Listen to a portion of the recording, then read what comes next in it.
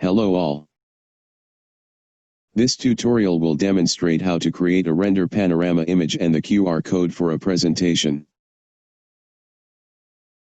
Create render panorama.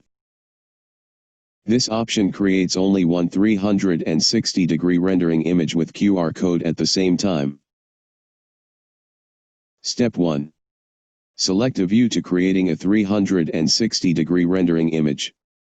I recommend the location would be the center of a room or space. Step 2. Click Enscape Start. Confirm your projection mode is perspective. Step 3. Click Render Panorama. The render takes time because this panorama needs to render 16 images, for the typical setting. Step 4.